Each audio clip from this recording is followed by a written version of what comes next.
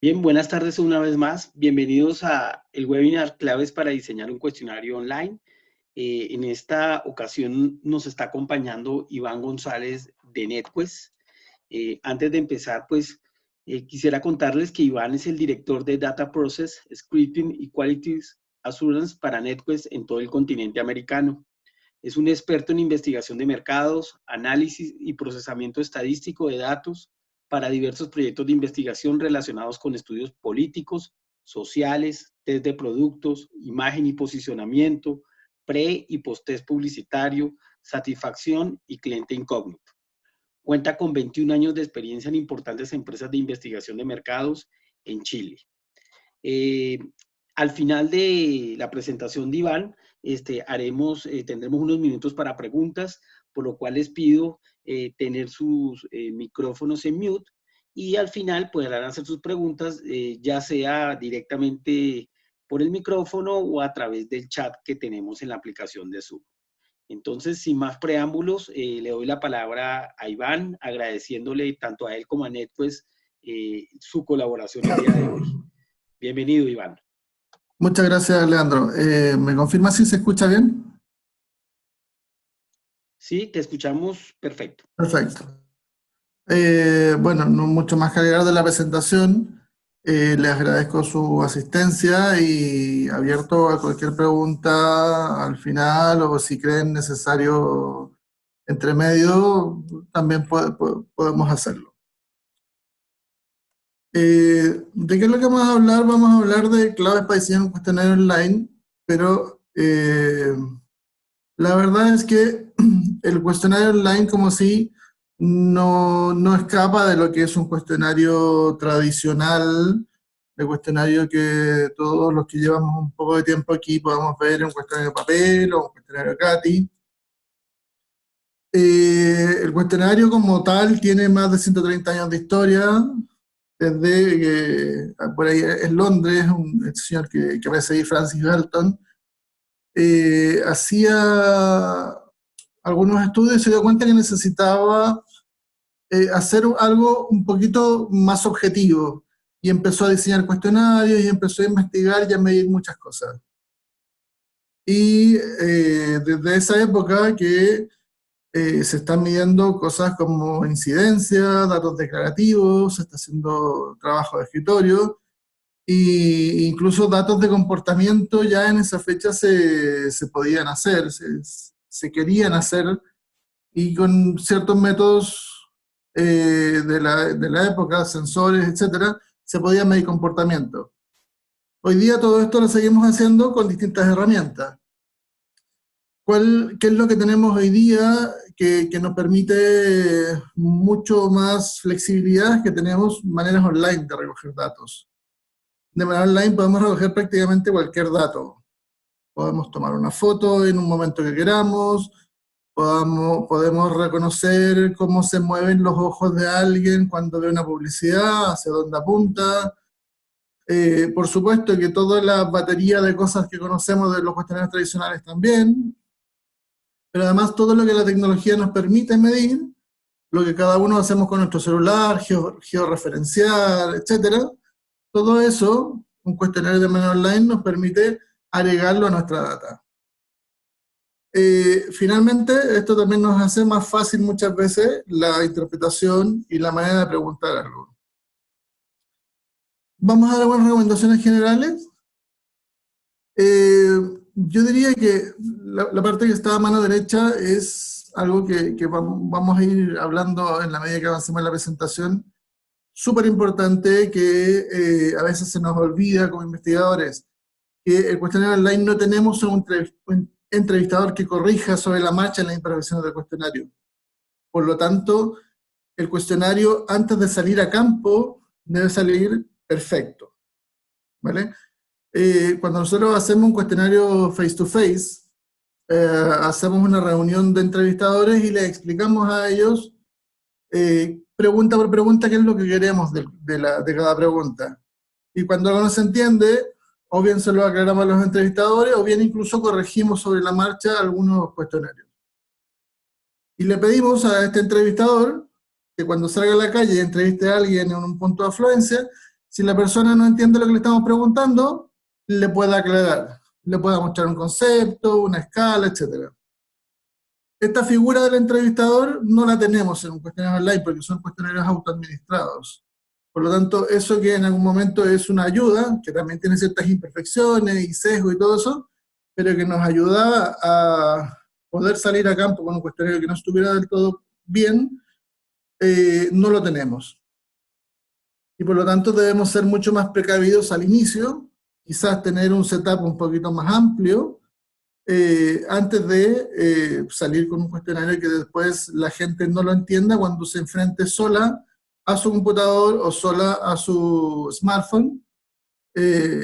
Ya va a ser tarde. Si el cuestionario está mal diseñado en ese momento, ya va a ser tarde. ¿Qué necesitamos? Necesitamos escalas de respuesta que tienen que ser completas. Es decir, dejar menos espacio a la interpretación de lo que puede ser un punto de la escala. Si es una respuesta única, tenemos que estar seguros que son respuestas exclusivas. Tenemos que estar seguros que la respuesta responde a la pregunta. En muchas ocasiones podemos tener una pregunta en grado de acuerdo o en desacuerdo, y la respuesta es un concepto de bueno y malo, por ejemplo. Y todas las respuestas idealmente deben referirse al mismo concepto. ¿Vale? Tenemos que tener en cuenta que nuestros entrevistados tienden a decir que sí. Está esto explicado ahí. A través de la presentación se van a dar cuenta que hay bastante bibliografía si quieren comprobar lo que les estoy diciendo. En este caso tenemos ahí a mano derecha también un estudio de Berg y Rappaport, donde dice que la gente, cuando le preguntamos cosas, tiende a decir que sí. Tiende a decir que sí por cortesía, tiende a decir que sí porque por empatía con el estudio, tiende a decir que sí porque piensa que es mejor confirmar una hipótesis de lo que le estamos preguntando, incluso tiende a decir que sí porque piensa que diciendo que sí se puede ganar un premio. Entonces, hay que tener mucho cuidado con hacer demasiadas preguntas de sí y no, porque vamos a encontrarnos con muchos sí. Hay un ejemplo aquí a mano izquierda donde dice, por ejemplo, ¿crees que la marca X ofrece buenos productos? ¿Sí o no? ¿Crees que la marca X ofrece buenos productos? ¿Sí o no? Vamos a tener sin duda gente que nos va a decir que sí a ambas preguntas. O sea que la marca X ofrece buenos productos y ofrece también malos productos. Entonces, ¿qué es lo que recomendamos? Recomendamos preguntas balanceadas. Por ejemplo, ¿crees que la marca X ofrece buenos o malos productos? Donde yo contemple ahí que lo haga pensar un poquito más y no dejar que simplemente me diga que sí. ¿Son mejor las escalas específicas? Por ejemplo, porque nos ofrecen en general mejor calidad de respuesta, o sea, mayor fiabilidad y tenemos mayor validez en la respuesta. En vez de hacer muchas escalas donde yo le leo una frase, ¿en qué medida está de acuerdo con la siguiente afirmación? La marca X ofrece buenos productos, y le pongo una escala de muy en desacuerdo a muy de acuerdo, es mejor hacer una escala específica donde diga, ¿crees que la marca X ofrece buenos o malos productos? Y tengo una escala entonces desde productos muy buenos, ni muy buenos, perdón, ni buenos ni malos, malos o muy malos. Esta escala de la derecha, que es más específica, tiene una mejor calidad de respuesta. Otra cosa son las escalas con referencias. Uno suele creer como investigador que ante una misma pregunta todo el mundo va a responder lo mismo. O sea, todo el mundo que piense que un producto es más o menos, tendemos a pensar de que si la escala es de 1 a 10 nos va a decir cerca de un 6. Pero si lo dejamos así libre, la persona va a responder más bien el punto que considere más o menos. Hay gente que va a considerar más o menos el 6, hay gente que va a considerar más o menos el 7, incluso el 9. Entonces, la teoría nos indica esto, que a la misma respuesta a la misma opinión le corresponde una única respuesta. Y en la práctica no es así, y cada persona se fabrica, en el fondo, su propia función de respuesta.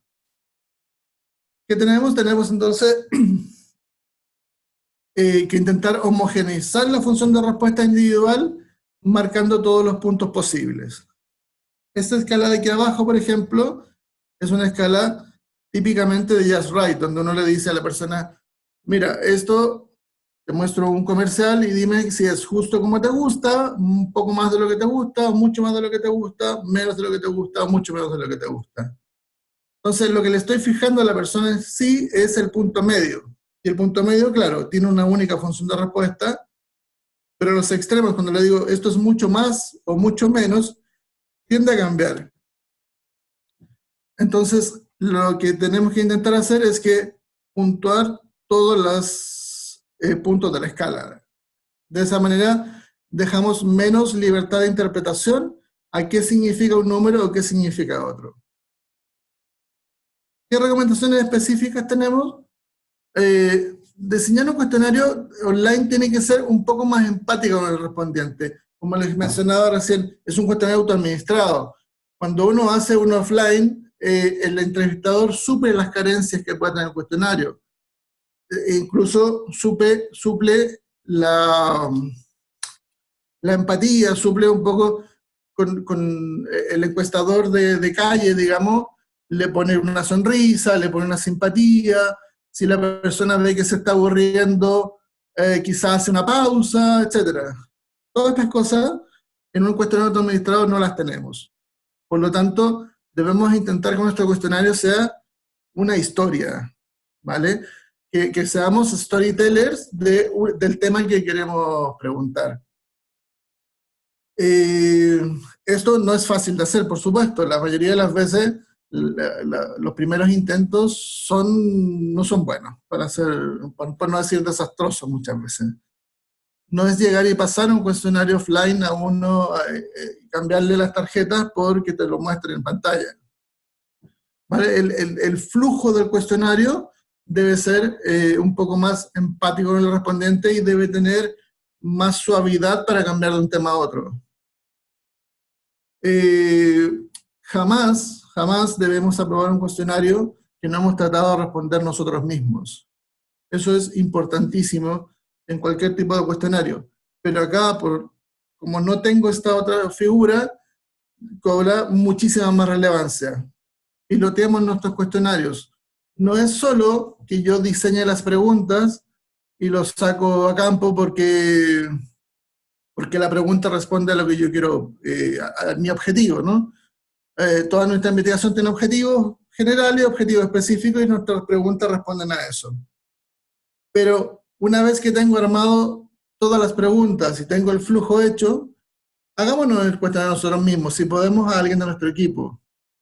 Es más, en lo posible, alguien que no sea de nuestro equipo, que no tenga idea del tema. Porque también pasa que, como nosotros somos más expertos en este tema, en el tema que sea del mercado, ¿no? Si yo soy una fábrica de cosméticos, seguramente todo mi equipo va a saber muy bien cuando le hablo de un cosmético X, del envase, etc.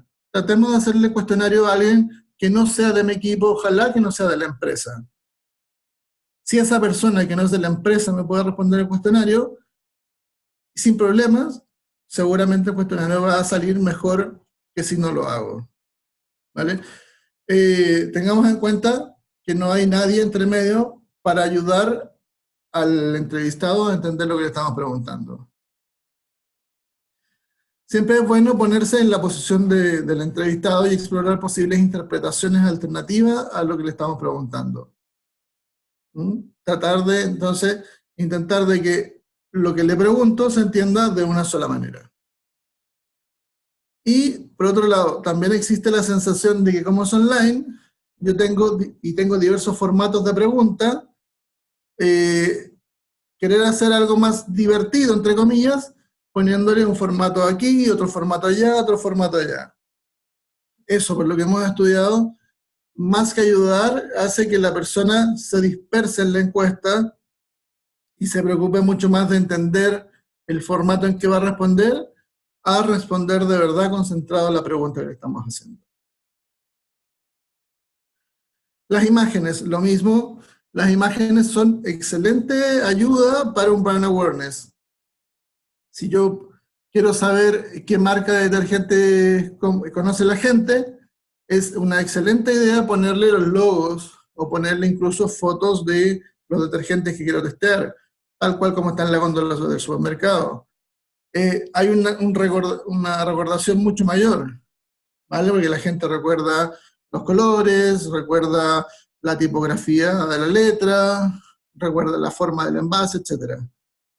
Para eso es muy importante. Otra cosa que se ve en las imágenes, aparte para reconocer la marca, es como un rol suplementario, cuando complemento la pregunta y lo voy a entender. Cuando le muestro una imagen de apoyo o le muestro un signo de exclamación o cosas así. Y tenemos que intentar evitar todo lo que son roles incidentales, roles que son puramente estéticos. No distraer a la gente con que la encuesta se vea demasiado bonita, ¿vale? Porque vamos a perder ahí un par de pantallas preciosas donde la gente va a mirar lo muy lindo que se ve, la imagen de fondo, etcétera. Cuando es puramente estético, muchas veces distrae al entrevistado. ¿Qué otra cosa? Tenemos, aquí tenemos distintos tipos de escalas para preguntas de respuesta única. Eh, tenemos estos circulitos que aparecen a mano izquierda, se llaman radio button, y es que marca utiliza con mayor frecuencia y le pongo una u otra. Es mucho mejor este tipo de pregunta que el que está a mano derecha, que es un drop down donde sale un listado muy grande donde tengo que hacer scrolling.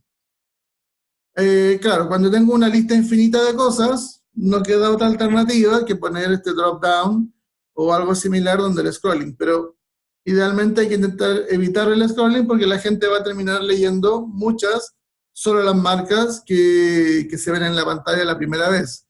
Va a tener mucha mayor recordación de las 6 que se ven ahí en la pantalla y no las que tiene que ir bajando con el mouse o con el dedo en el smartphone para poder verlo.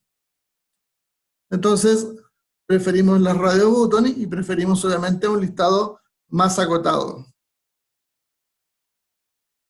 ¿Las preguntas abiertas funcionan bien? Sí, funcionan excelente en un cuestionario online. Tenemos la secuencia clásica de respuesta espontánea, respuesta sugerida. Eso se puede hacer, pero lo que no se puede hacer son dos cosas. Primero, no podemos, a partir de una pregunta abierta, hacer una condición.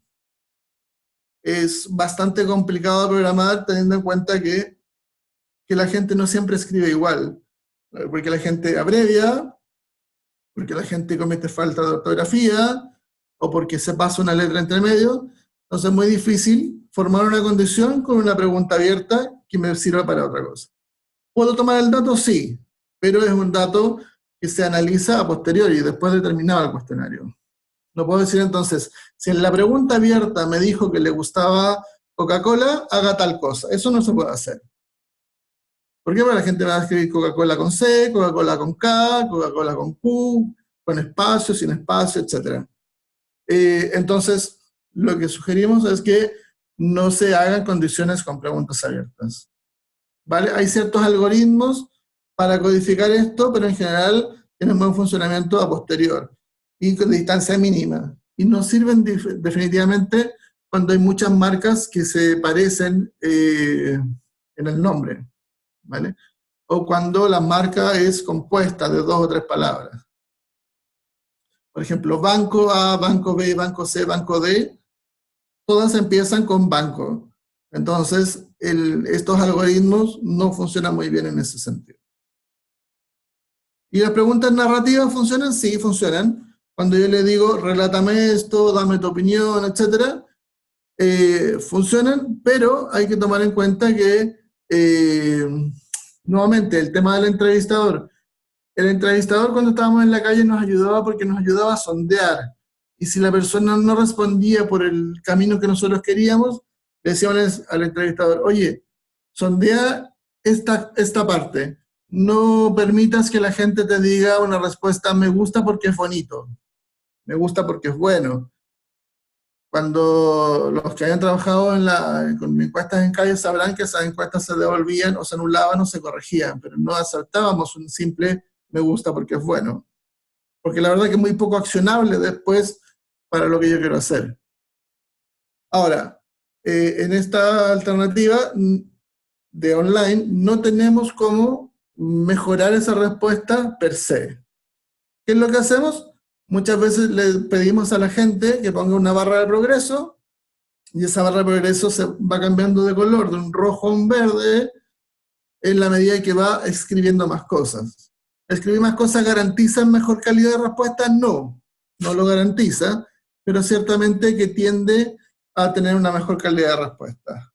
Son bien recibidas, y son bien recibidas cuando son pocas, ¿vale? También es cierto que cuando tenemos un montón de preguntas abiertas, la gente ya después tiende a no ser tan expresiva en sus respuestas. Lo otro que nos pasa con las preguntas abiertas de manera online es, también está aplicado un poco más adelante, es que ¿cómo piensan ustedes, cómo ustedes conversan de manera online? Si tienen, por ejemplo, el WhatsApp, que es lo más habitual del mundo. Todos tenemos WhatsApp con nuestra familia, con compañeros, etcétera, y uno escribe 2 letras, XD, y eso significa que estoy muy feliz. Entonces, y para escribir cosas, a veces escribe PQ y significa por qué. Todas esas cosas nos las encontramos acá. Que la gente escribe muy poquito, sobre todo la generación más joven, más millennial, digamos, tiende a comunicarse con respuestas cortas y muchas veces poco profundas, porque la profundidad le da un emoji, por ejemplo.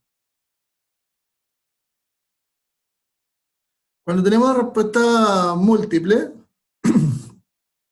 tenemos 2 alternativas para preguntar respuestas múltiples. Uno, un multiple check, que es un listado de un montón de alternativas, como el que está a mano izquierda. O tenemos el force choice, que es el preguntarle marca a marca sí o no. Esos son los 2 formatos habituales, como uno le pregunta, por ejemplo, qué marcas ha comprado o qué marcas conoce. El multiple check claramente es más cómodo, es más rápido, por lo tanto cuesta menos en tiempo, cuesta menos en dinero también, pero induce de cierta manera a responder lo justo. Por ejemplo, ¿cuáles ha comprado? Y ya pongo 2 que he comprado y estoy ok. El force choice, que es el típico sí y no, es más costoso y está afectado por lo que habíamos dicho antes del yes saying, de tender a decir que sí. Entonces, lo que intentamos hacer siempre es ocupar ambas. Ocupar primero un listado grande, donde están las marcas que yo quiero saber si ha comprado o no, pero cuando quiero ver mi respuesta específica, fuerzo esa con un force choice. Es decir, si yo soy, por ejemplo, Postobón, hago un listado de cuáles de estas marcas de bebida ha comprado en los últimos 12 meses. Y le muestro Coca-Cola, Postobón, Manzana, no sé, todo un listado de marcas. Pero como yo quiero asegurarme si mi marca la conoce o no, o está dentro de las que ha comprado o no, a posterior refuerzo y fuerzo la respuesta a ser posible para mi marca específica. Aquí hay un estudio que se hizo en España hace un tiempo respecto de qué método de pregunta de respuesta múltiple era mejor, y ciertamente resultó que es mejor el force choice que el otro, porque la gente tendía a relacionar más estas respuestas con otras que había dado anteriormente. Las baterías de preguntas son bastante buenas, pero cuando hacemos muchos atributos, la gente tiende a no diferenciar un atributo de otro. ¿Vale? Entonces nos sirve para tener mucha información, pero cuando tenemos muchos atributos, la gente tiende a responder lo mismo para varios atributos sin hacer realmente una diferenciación entre uno y otro. Las preguntas independientes son mejores, pero un poquito más costosas. Esto era algo que antes no se veía demasiado, pero hemos hecho estudios con mobile y se ha puesto de manifiesto este tema de tener que ir. A ver, si yo tengo que pasar 10 pantallas para responder una pregunta, ciertamente va a generar cansancio. Otra cosa relevante a esta altura es el device agnostic. ¿Qué quiere decir eso? Que tenemos como filosofía de trabajo hoy en día que lo que yo responda de lo mismo, ¿dónde lo responda? ¿En qué dispositivo? Si tengo una tablet, si estoy en el computador del trabajo, si voy camino a casa y lo respondo desde el móvil. Tenemos que, en ese sentido, darle facilidad a la gente para que use lo que quiera. Muchas de nuestras encuestas son contestadas en más de un acceso. Es decir, la persona está terminando su horario de trabajo o en la universidad o lo que sea, y se mete a la encuesta y responde 5 minutos. Dice, tengo que ir al recreo o tengo que irme a casa, cierra la encuesta, después va en el transporte público y abre la encuesta en el transporte público y la termina de responder en el móvil. Y puede ser, si es muy larga, después llega a casa y en la tablet la termina de responder. Entonces, necesitamos que puedan acceder desde cualquier dispositivo y necesitamos que la encuesta funcione de la misma manera. Device Agnostic es básicamente que no nos importa el dispositivo, que no tengo por qué saber a qué dispositivo va a ir. La gente cada vez más tiende a ver, no sé, una película igualmente en su móvil que en su computador, que en la televisión. Eso mismo es lo que intentamos hacer en las encuestas. Que la gente, en la pantalla que tenga a mano, la pueda ocupar. ¿Por qué necesitamos que sea device agnostic? Porque claramente eh, el móvil ya es una realidad y está muy transversal. En la mayoría de los países, entiendo que Colombia no escapa de eso, se ha democratizado muchísimo el uso del smartphone y todas las clases sociales tienen smartphone y todas las edades tienen smartphone, etc. Claramente hay unos que están más concentrados en otros, o sea, hay más jóvenes con el smartphone que viejos con el smartphone, sí, pero también hay viejos con el smartphone. Hay más gente de clase alta que gente de clase baja con el smartphone, pero eso no significa que la gente de clase baja no lo tenga. Tienen distinto acceso a los datos, esperarán conectarse al Wi-Fi de la empresa, etcétera, pero en general es una realidad que la gente tiene smartphone en todas partes. El tráfico móvil en el mundo superó hace un año o dos por primera vez el tráfico de internet móvil que el tráfico de internet en computador, en desktop. ¿Vale? Entonces, ojo, tenemos que pensar en que es muy probable que esto se conteste de un móvil. De hecho, estos datos son de NetQuest. Todo lo anterior que yo les he mostrado, en general, habla de encuestas online a nivel general, no específicamente de NetQuest. Creo que esta es la única pantalla que habla de los datos de NetQuest. Nosotros tenemos paneles en distintos países y ustedes pueden ver el mobile es el que está en color celeste y en todas partes la cantidad de encuestas que se contestan por mobile ya o es casi el 50% o ha superado incluso el 50%. En Colombia, de nuestro panel, un 61% lo responde en mobile. Y ahí está Argentina, Brasil y Chile alrededor del 50%, un poquito más abajo Ecuador, México también en la mitad, Perú también en la mitad. Entonces, tenemos 4 tipos de encuestas y les voy a comentar qué es lo que sirve cada una, ¿no? Y después uno toma la decisión de cuál es la que ocupa.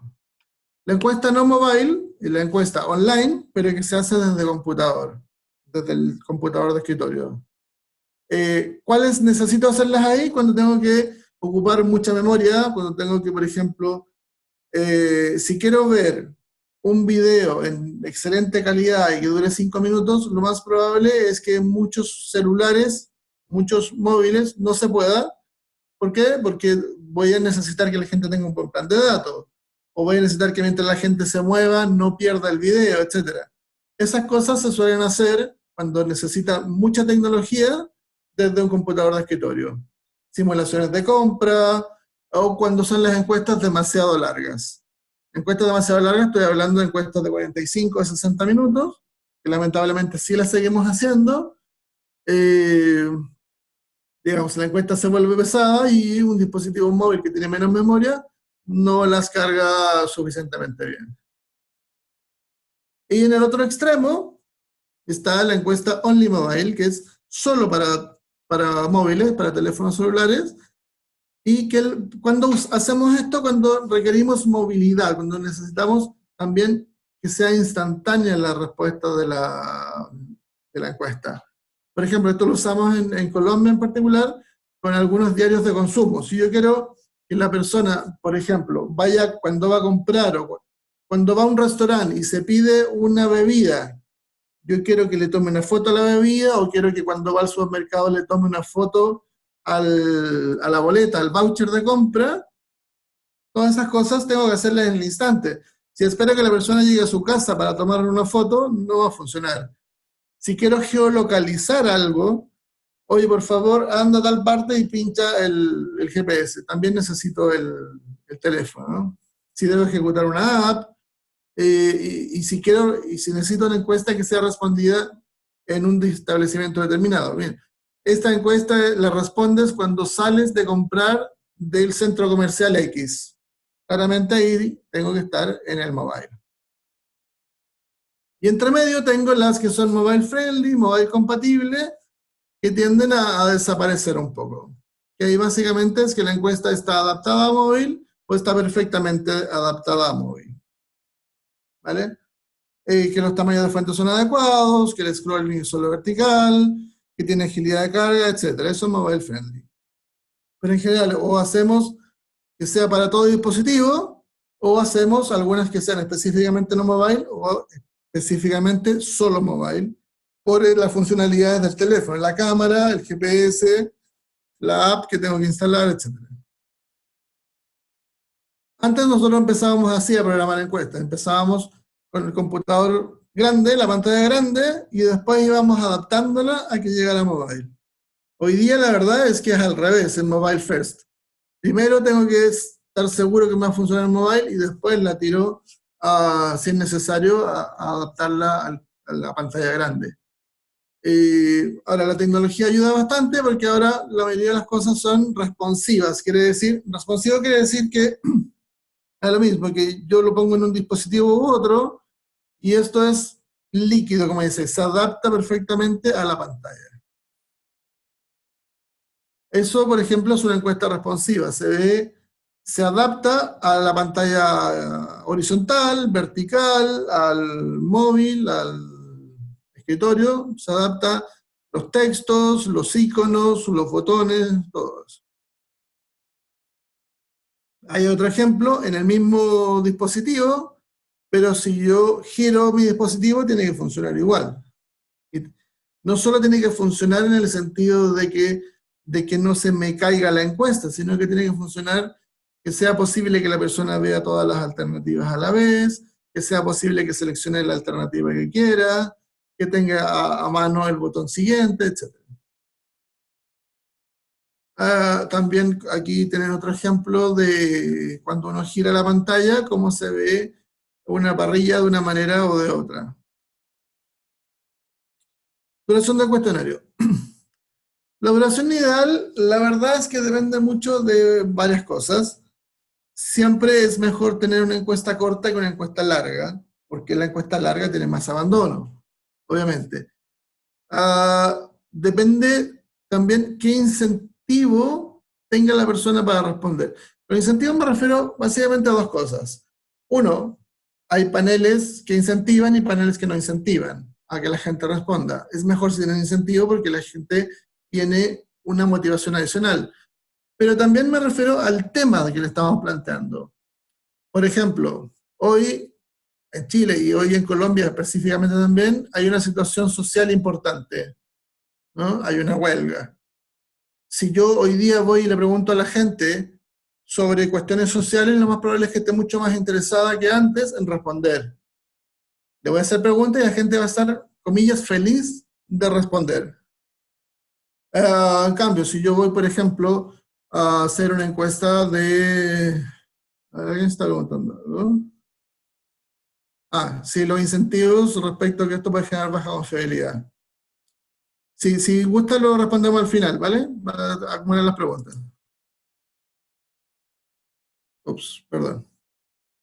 Bueno, entonces les decía yo que que en el fondo creo que los incentivos son mejor, pero también el incentivo del tema.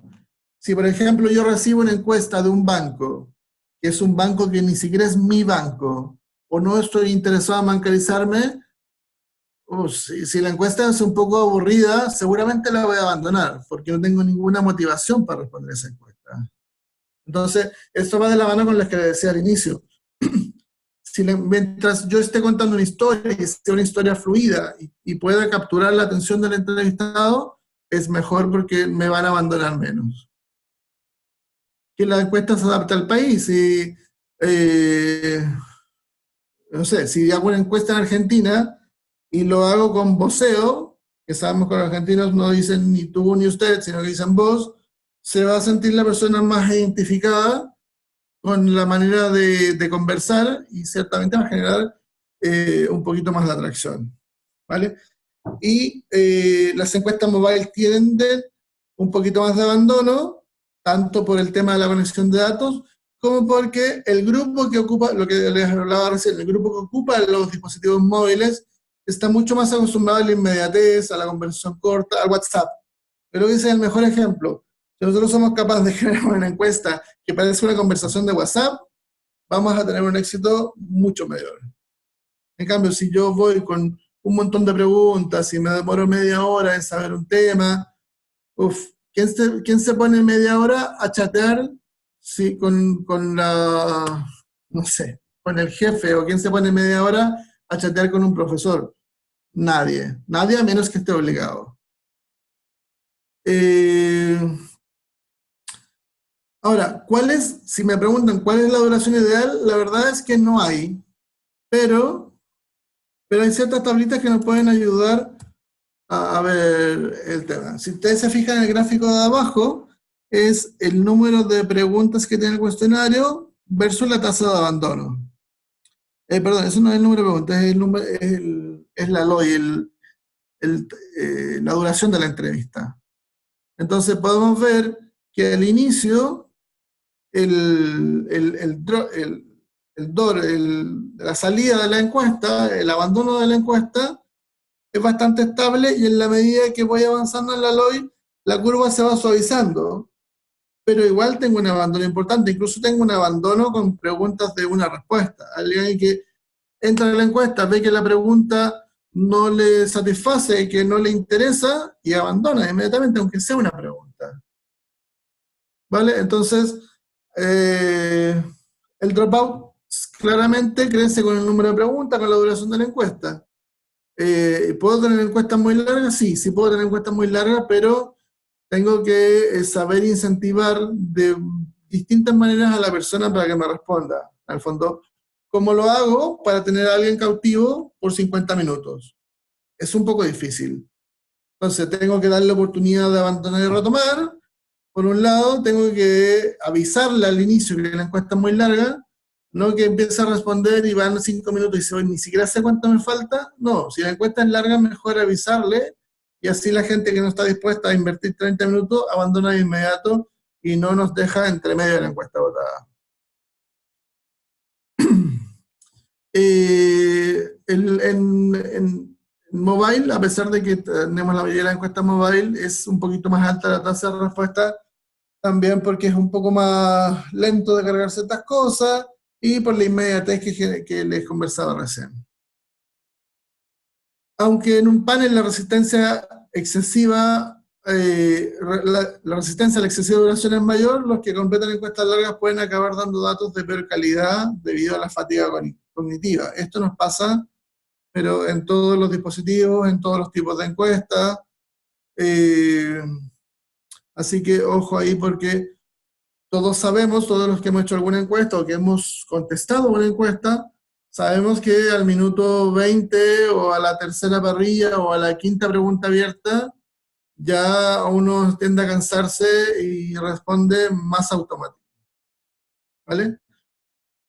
Por esto mismo, porque sabemos que estas cosas pasan, nosotros preferimos hacer un par de controles de calidad mientras hacemos la encuesta o al inicio. En Netcast en particular tenemos esto, entiendo que la mayoría de los paneles tiene al menos alguno de estos, te lo voy a comentar, básicamente. Cuando yo me inscribo, hago un doble check de la gente que se está inscribiendo. No basta solo con rellenar un formulario y ya soy panelista. Verifico la identidad de la persona. Netcos en particular premia a la gente con regalos. Tenemos un sistema de puntos y ellos canjean en un catálogo. Y entonces si quieres recibir tu premio, necesito que verifiques tu identidad, que me des tu dirección, etc. Tenemos controles de reCAPTCHA, que eso ya lo tienen muchas aplicaciones, páginas web, para evitar los bots. Porque también en algún momento nos encontramos con que en algunos países más tecnologizados sobre todo, pero ahora en casi cualquier país, había alguien que por diversión intentaba boicotear las encuestas y metía bots a responder. Esto ya no nos pasa porque por este sistema de control. Hay algo que nosotros usamos bastante y que también algunos investigadores usan por su cuenta, que es hacer preguntas obvias y esas preguntas que te sirvan después de filtro. Nosotros usamos, por ejemplo, le preguntamos, vamos al minuto 7 de la encuesta y le preguntamos, solo para nivel de control, ¿en qué año estamos? ¿O cuántos son 1 más 2? Entonces, si la persona está respondiendo muy rápido y no lee lo que responde, simplemente pincha y siguiente, ahí se va a equivocar y va a responder que estamos en 2018 o que 1 más 2 son 5, y esa persona la filtramos después. También muchos investigadores colocan preguntas de control de uno y de otro. Por ejemplo, le preguntas antes si conocías el banco X, y más adelante le preguntas de nuevo lo mismo. Si eso tiene que cuadrar, ¿vale? También tenemos controles de IP que nos aseguran, no mucho, pero sí nos aseguran que, por ejemplo, que la persona es del país que dice que es. Y tenemos también control de speeders, pensando en que que hay gente que solo por ganarse los puntos va a responde siguiente. Nosotros tenemos controles de velocidad al respecto. Es decir, hay un margen que yo digo, mira, si la encuesta es de 15 minutos, porque yo testé la encuesta y sé que es de 15 minutos, no voy a permitir que alguien le responda en menos de 5, por ejemplo, ¿no? Entonces, de esa manera me evito a la gente que simplemente contesta sin mirar. No les voy a decir que los otros paneles lo tienen o no lo tienen, pero sería mejor si cuando contratan alguna investigación puedan ver qué controles de calidad ellos ofrecen y que sea uno de los parámetros a considerar. Y eso, básicamente. No sé si fui muy rápido, si por favor, abierto a cualquier pregunta.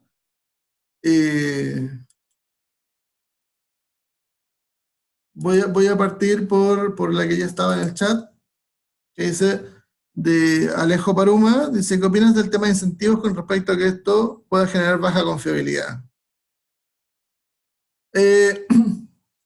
A ver, yo te diría dos cosas. Que es bueno incentivar a la gente, pero no a un nivel que se vuelvan profesionales respondedores de encuesta. Nosotros no queremos gente que se haga un sueldo respondiendo encuestas, sino que queremos gente que responda encuestas y que a través de eso tenga un pequeño regalo, pero no que se vuelva profesional respondiendo encuestas, porque si no nos va a pasar, como a veces pasa, por ejemplo, en los focus group, que invitar a una persona a un focus group y después sabemos que la misma persona va al siguiente y al siguiente y al siguiente. Eso es un profesional del focus group. Nosotros no queremos tener profesionales respondedores de encuesta, porque si no ahí sí que baja la confiabilidad y simplemente responde solo por acumular puntos. No sé si Alejo, eso te responde un poco la pregunta.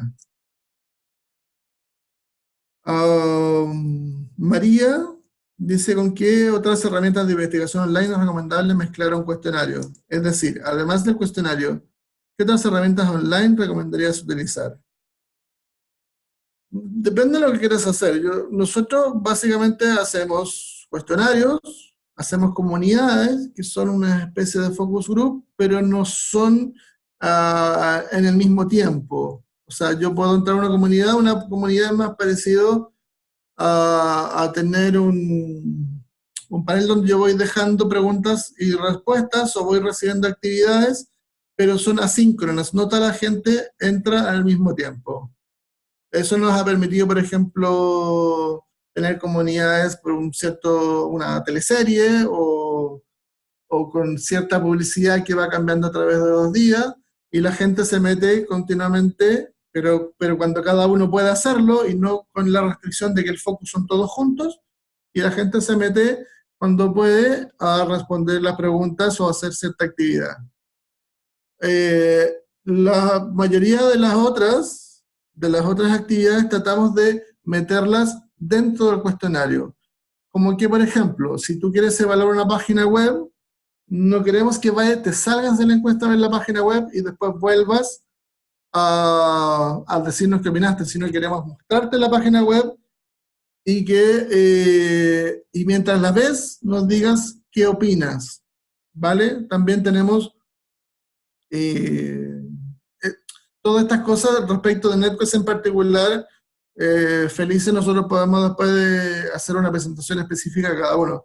Pero tenemos, por ejemplo, Behavioral, panelistas premium, que nos permiten traquear todo lo que hacen en sus dispositivos. Es decir, yo puedo ver el comportamiento online de una persona. Y puedo, por ejemplo, si soy una multitienda, acá en Chile, no sé en Colombia cuáles hay, pero acá en Chile hay, por ejemplo, Falabella y está Cencosud. Entonces, yo puedo saber si cuando yo voy a comprarme una televisión en Falabella, ¿qué hice antes y qué hice después? Si fui a mi competidor o no fui a mi competidor, si fui al banco a revisar mi saldo o no fui, si coticé con otro o no. En el fondo hay gente que nos presta todos sus datos, obviamente guardando confidencialidad, guardando todo lo que necesitamos, que el panelista confíe en nosotros, que nos vamos a revelar información dura de ellos, obviamente. Pero podemos tener datos de comportamiento, podemos tener facial coding, que es que tú miras una publicidad dentro del mismo cuestionario y ves cómo se mueven tus ojos, dónde pones la atención. Y después hacemos más preguntas. Entonces, todo lo demás intentamos hacerlo dentro de la misma herramienta. Por ejemplo, góndolas. En vez de ir a una aplicación que tenga una góndola de supermercado, intentamos poner esa góndola en el cuestionario y que tú hagas la simulación de compra dentro del cuestionario. Eso es lo bueno que tiene este tema de que se pueda programar. ¿Vale? María, espero que eso haya respondido tu pregunta. Diego, muy interesante, gracias Diego también. Juan Manuel Tamayo, buenas noches. ¿Qué podrías recomendarme para un cuestionario de perfil psicológico para X o Y puesto? Uf, está buena la pregunta.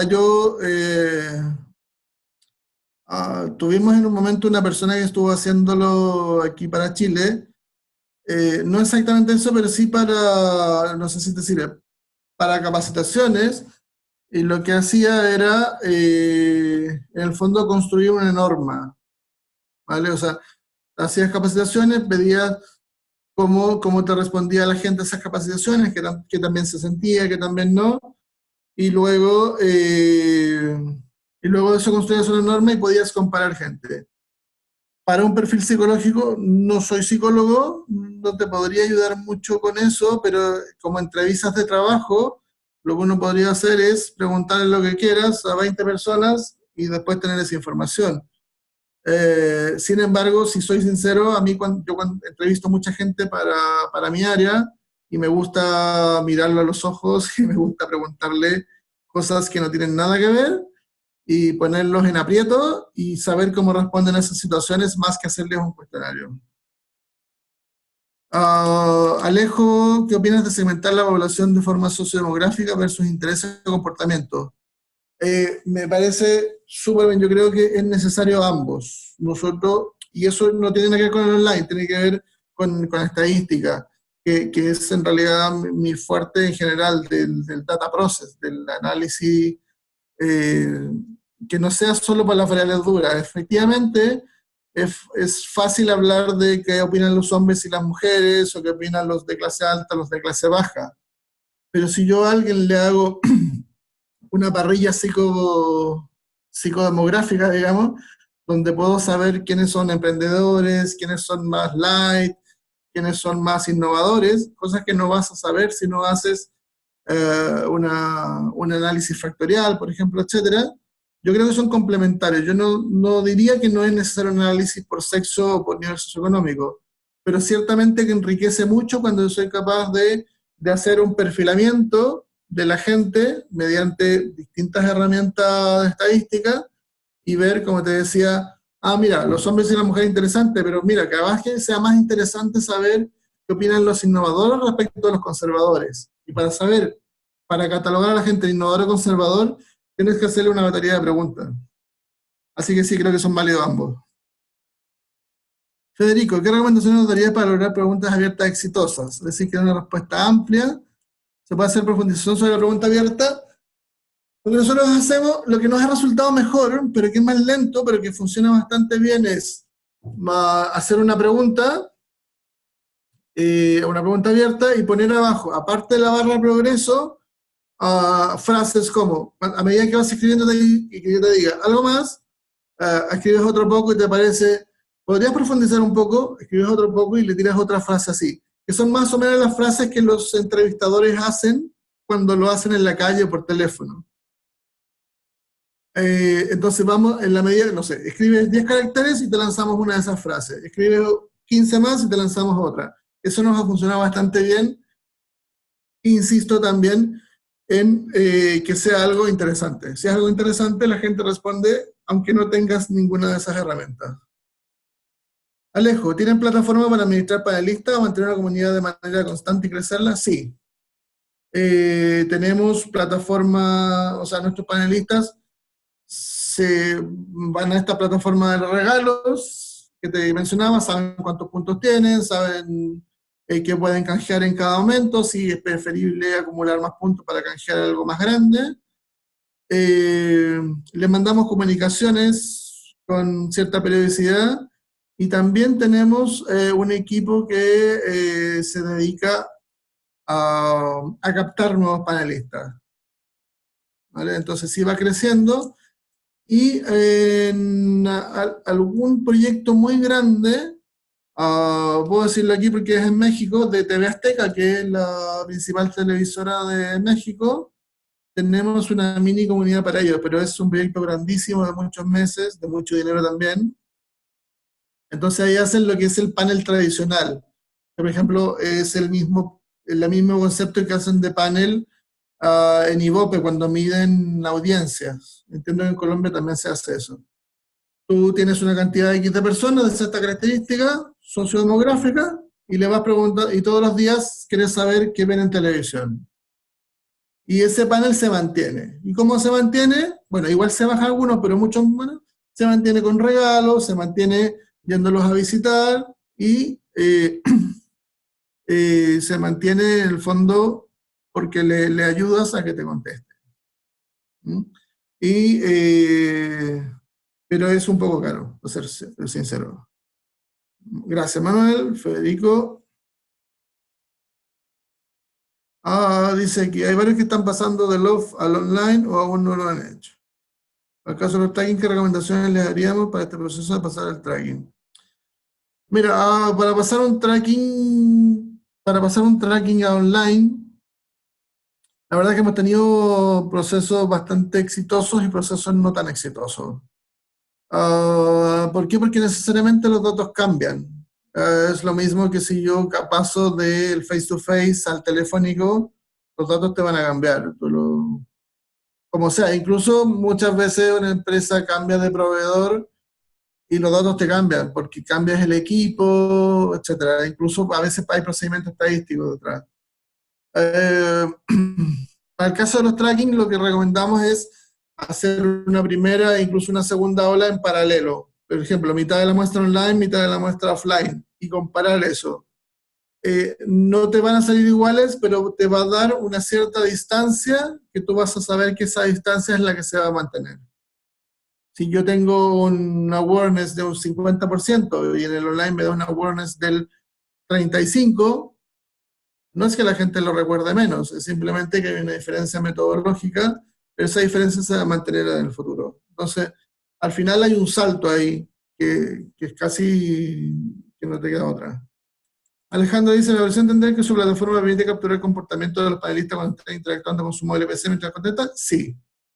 No para todos los panelistas, pero tenemos un segmento de panelistas premium que ellos aceptan que nosotros le traquemos su móvil o su PC. Nos pasan un dispositivo, ellos meten una cookie, digamos, y esto va traqueando todo lo que ellos hacen. Y eso claramente eso es behavior, es comportamiento. Es lo que te decía, mira, yo voy a comprar, ¿y qué es lo que hago en mi día? Primero abro la página del periódico, después me apareció una oferta, voy a la oferta.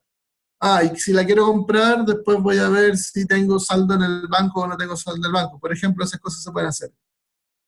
Eso tiene una cantidad de data impresionante. Es muy parecido a lo que uno habla de Big Data. Porque imagínate cuántos clics das tú en un día. Y eso multiplicarlo por varios días y por un montón de panelistas. Entonces, hay mucha información que se saca y ciertamente hay mucha información que se puede sacar que queda ahí a disposición del cliente.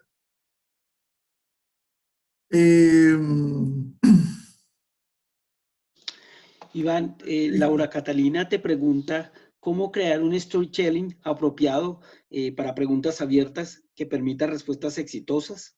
Y también te pregunta que si recomiendas alguna plataforma completa que permita, de acuerdo a las herramientas que tiene, facilitar la creación de cuestionarios.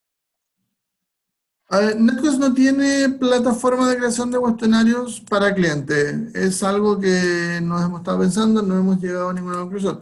Pero sí hay un montón de otras plataformas gratuitas y no gratuitas. Eso tendrás que tener, o sea, por ejemplo, la que está de moda, por decirte una cosa, por decirlo de alguna manera, es Question Pro. En algún momento estuvo de moda Lim Survey, en otro momento estuvo de moda SurveyMonkey. Hay distintas plataformas. ¿Eso es interesante? Sí, es interesante, se pueden hacer cosas bastante sencillas, con condiciones, pero condiciones bastante sencillas. El manejo de cuotas yo diría que no es el mejor, pero se pueden hacer. De hecho tenemos nosotros dos tipos de clientes que se programan, ellos y que nos compran muestra, y tenemos también clientes que nos dan a nosotros la programación de la muestra. El cliente que se programa tiene que tener obviamente su programador y ver hasta dónde le da la herramienta. También hay, dentro de la herramienta, hay niveles de que tú pagas por una licencia más compleja o no. Entonces, ¿te puedes programar tu encuesta? Sí, te puedes programar. ¿Cómo se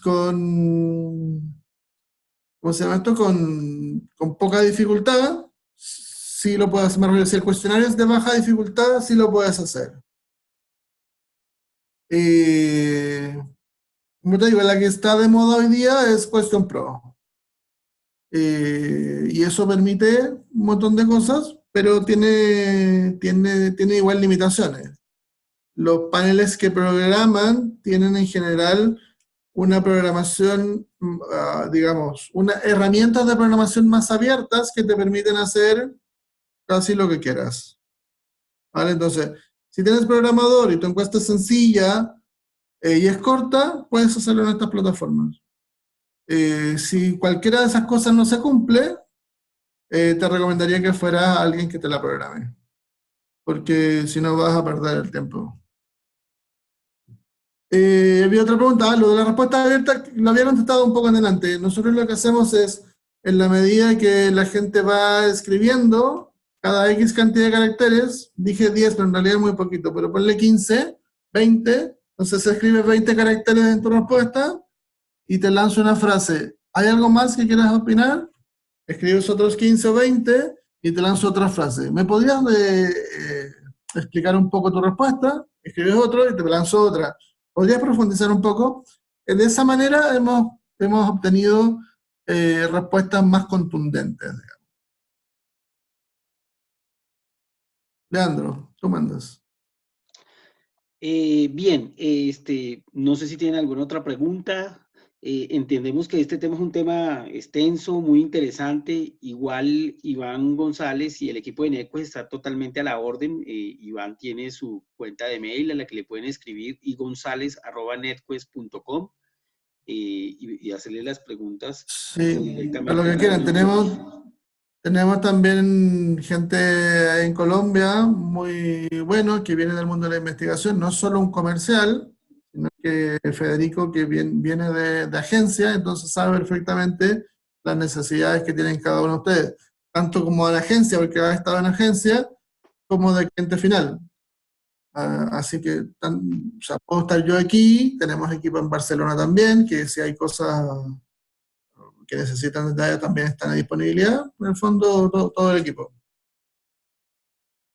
Y te digo, la cosa más compleja también, hay cosas que se pueden evaluar y se puede conversar, ¿no? O sea, simplemente mandar un mail, lo conversemos y puede ser que lleguemos a un buen acuerdo, puede ser que no, y tan amigos como antes. Bueno, muy bien. Iván, muchísimas gracias por compartir tu conocimiento, por ayudarnos en esta hora. Creo que la hemos disfrutado mucho. Para los participantes ya saben que estará en la página de ACEI tanto la presentación como el video del webinar y seguro que NetQuest estará el equipo de Colombia con Federico Zambrano pues dispuesto a ¿No? atender cualquier duda que tenga. Sí, Entonces, muchas gracias a ustedes a la SAI por la invitación, a disponibilidad completa, si algún día vamos para Colombia y quieren agendar alguna entrevista de lo que sea, entre a disposición de todos. Muchas bueno, gracias a todos. muchas gracias. Que tengan una feliz noche. Feliz noche, adiós. Gracias por la participación y por el espacio que nos han dado. Con todo gusto, como ya ofreció Iván, estamos totalmente a la orden a poder responder cualquier inquietud que tengan a nivel de cuestionarios metodológicos, de lo que se puede hacer, con mucho gusto. Gracias, Federico. Bueno, una vez más, Bueno, gracias. Que pasen una chao, buena gracias noche. Leandro, hasta pronto. Hasta luego.